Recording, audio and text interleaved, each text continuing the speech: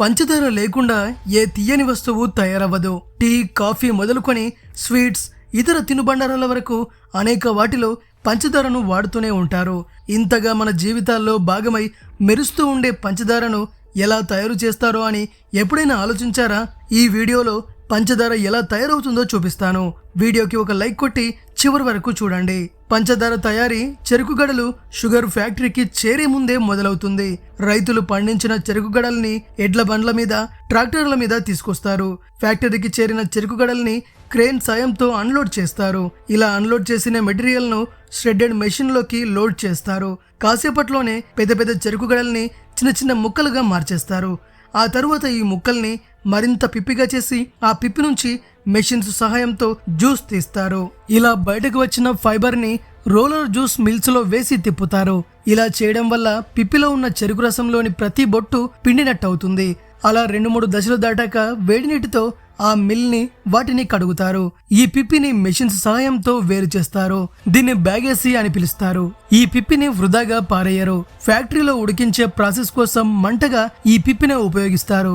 ఇలా బయటకు వచ్చిన జ్యూస్ ని వడపోసి పెద్ద పెద్ద పాత్రలోకి చేరుస్తారు. దీన్నే రా జ్యూస్ అని పిలుస్తారు. ఈ రా జ్యూస్ ని ల్యాబ్ టెస్ట్ కోసం పంపిస్తారు. అక్కడ ఈ జ్యూస్ లో కెమికల్ కంపోజిషన్, తీపిదనాన్ని పరీక్షిస్తారు. ల్యాబ్ టెస్ట్ పూర్తయ్యాక చెరుకు రసాన్ని రియాక్షన్ ట్యాంక్ లోకి పంపిస్తారు. ఈ ప్రాసెస్ లో అవసరమైన పరిమితి మేర లైమ్ కలుపుతారు. దీంతో పాటు సల్ఫర్ గ్యాస్ కూడా విడుదల చేస్తారు. వీటన్నింటినీ మెషిన్స్ సహాయంతో 5 నుండి 6 గంటల పాటు కలుపుతూనే ఉంటారు. ఈ క్రమంలో బ్లీచింగ్ అండ్ ఆల్కలైజేషన్ ప్రాసెస్ జరుగుతుంది. తర్వాత దీన్ని క్లారిఫైయర్ ట్యాంక్ లోకి మారుస్తారు. అలానే కొంతసేపు వదిలేస్తారు. అందులో నెమ్మదిగా చెత్త అడుగు భాగానికి చేరుతుంది. మంచిగా ఉన్న చెరుకు రసం పైభాగంలో ఉంటుంది. చెత్తగా అడుగున చేరిన జ్యూస్ ని ఎవాపరేటర్స్ లోకి పంపుతారు. అక్కడ ఈ జ్యూస్ ని చాలాసేపు వేడి చేస్తారు. ఎంతవరకంటే అది చిక్కబడే వరకు వేడి చేస్తూనే ఉంటారు.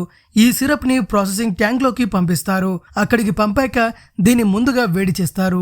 ఇక్కడ క్రిస్టలైజేషన్ కోసం కొన్ని గుళికలు వేస్తారు. వాటిని చల్లారుస్తారు. అవి చల్లారాక శాంపుల్స్ గా తీసుకుని టెస్ట్ చేస్తారు. క్రిస్టల్స్ ఎంత బాగా వస్తున్నాయని పరీక్షిస్తారు. ఇది చల్లారాక ఇందులో 2 రకాల పదార్థాలు ఉంటాయి. ఒకటి షుగర్ క్రిస్టల్స్, 2 మాలసిస్.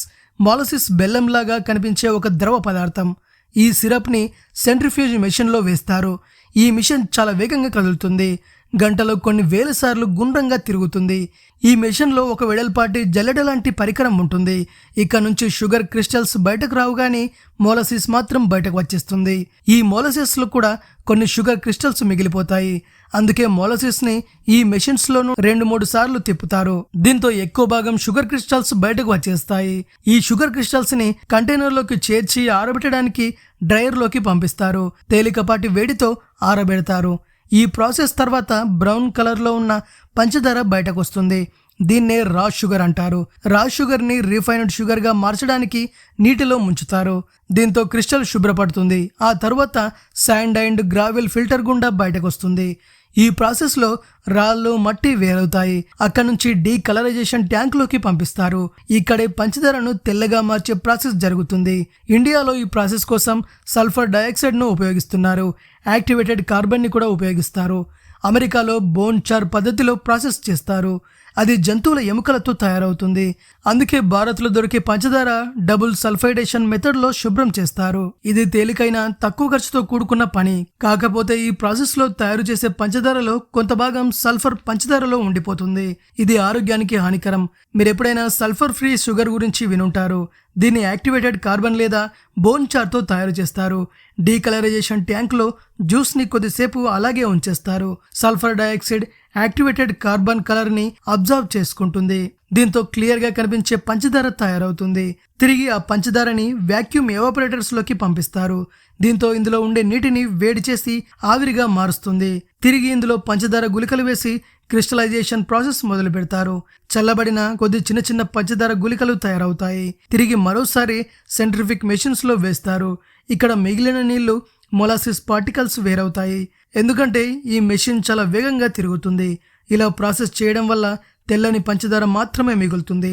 ఆ తర్వాత రొటేటింగ్ డ్రైయర్ లోకి పంపిస్తారు. అప్పుడు పంచదార మరింత తీపిగా మారి ముద్దలుగా ఉన్న పంచదార పౌడర్ గా మారుతుంది. ఇదే విషయం ఫ్రెండ్స్. ఈ వీడియో కనుక మీకు నచ్చినట్టయితే లైక్ చేయండి, షేర్ చేయండి. మరిన్ని ఇంట్రెస్టింగ్ వీడియోస్ కోసం తెలుగు బ్రెయిన్ ఛానల్ని తప్పక సబ్స్క్రైబ్ చేసుకోండి.